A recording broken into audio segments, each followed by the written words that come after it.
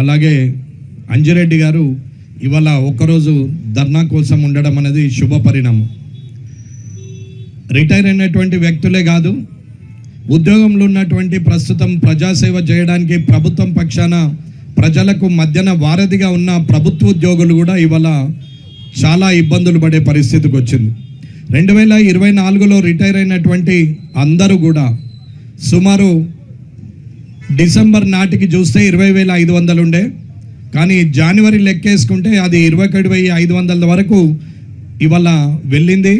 కాబట్టి రిటైర్మెంట్ ప్రతి నెల 500 నుంచి 1000 మంది రిటైర్ అయ్యే ఈ పరిస్థితిలో దీనికి కారణము ఇవాళ 57ను 61కి చేసి 50 ఏళ్ళ రిటైర్మెంట్లో వాళ్ళకి ఇవ్వాల్సినటువంటి డబ్బులు ఇవ్వలేక గత ప్రభుత్వము పదవి విరమణ వయసును పెంపి కొత్త వారికి ఉద్యోగాలు రాకుండా, పాత వారికి డబ్బులు ఇవ్వకుండా, వారు దాచుకున్న డబ్బులు కానీ ఇన్సూరెన్స్ డబ్బులు కానీ వారికి ఉన్నటువంటి డబ్బు ఏదైతే ప్రభుత్వం దగ్గర దాచిపెట్టారో అది కూడా ఇవ్వలేని పరిస్థితుల్లో రిటైర్మెంట్ను పెంచడం జరిగిందే తప్ప ప్రభుత్వ అధికారుల మీద ఇవాళ ప్రేమతోని మాత్రం కాదది గత ప్రభుత్వం చేసింది.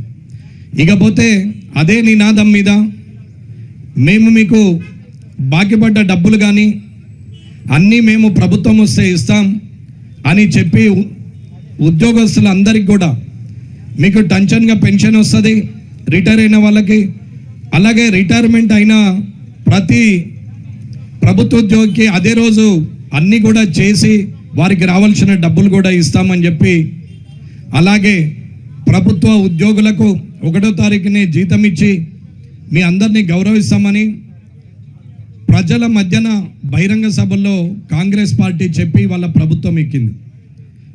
ఇవాళ ఉన్న ఉద్యోగస్తుల గొప్పతనం ఏంటంటే ఉద్యోగస్తులతో పెట్టుకునే ఏ ప్రభుత్వం కూడా నిలబడలేదు. అది ప్రభుత్వాలు గుర్తించాల.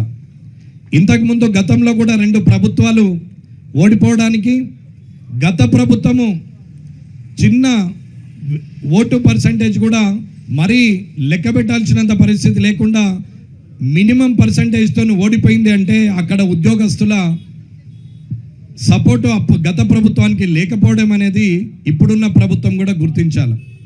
గతంలో జరిగింది తిరిగి మళ్ళీ ఈ ప్రభుత్వానికి జరిగే వరకు ఎవరు ఇక్కడ వెయిట్ చేయడానికి సిద్ధంగా లేరు. ఇవాళకి 5 DAలు ఇవ్వాలా, వాళ్ళకి ఇప్పటి వరకు కూడా సరెండర్ లీవ్స్ ఇవ్వలేదు, అలాగే క్యాష్ ఎన్కాష్మెంట్ లీవ్స్ డబ్బులు ఇవ్వలేదు.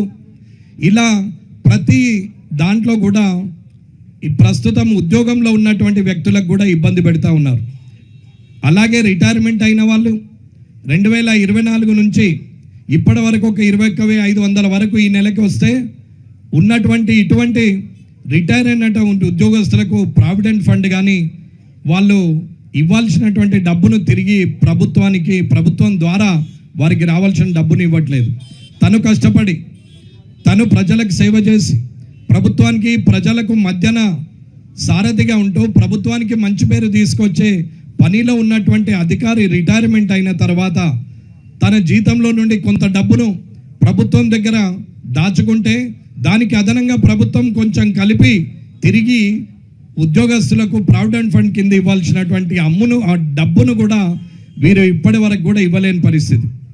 అన్నిటికన్నా విచిత్రం ఏంటంటే ఒక DA రిలీజ్ చేస్తే దాని మీద 30 వాయిదాలు పెడుతున్నారు. ఇది నెలకింత ఇస్తామని చెప్తున్నారు. ఈ 30 వాయిదాలు అయిపోయే లోపల రిటైర్మెంట్ అయిన ఉద్యోగి మానసిక ప్రశాంతంగా ఉంటే 100 సంవత్సరాలు ఉండొచ్చు, మానసికంగా ప్రశాంతత లేకుంటే 10 నెలలు కూడా ఉండే పరిస్థితి ఉండదు. అటువంటిది 30 నెలల వరకు మీరిచ్చేటువంటి వాయిదా పద్ధతి కోసం కొన ఊపిరితో ఉండే పరిస్థితికి తీసుకొచ్చినటువంటి ఈ ప్రభుత్వానికి బుద్ధి చెప్పాల్సిన అవసరం ఉన్నది అనేది చెప్తున్నాం. ఎన్నోసార్లు రైట్ ఇన్ఫర్మేషన్ యాక్ట్లో పెట్టాం, అసెంబ్లీలో క్వశ్చన్ ఇచ్చాం, అసెంబ్లీలో నిలబడి మళ్ళీ ప్రభుత్వానికి ఇది మన ప్రభుత్వం, 119 మంది ఎమ్మెల్యేల ప్రభుత్వం, ఈ ప్రభుత్వానికి చెడు పేరు రాకూడదు, దయచేసి రిటైర్ అయిన వాళ్ళకి ఇప్పుడున్న ఉద్యోగస్తులకి అందరికి కూడా ఇవ్వాల్సిన డబ్బులు ఇవ్వండి.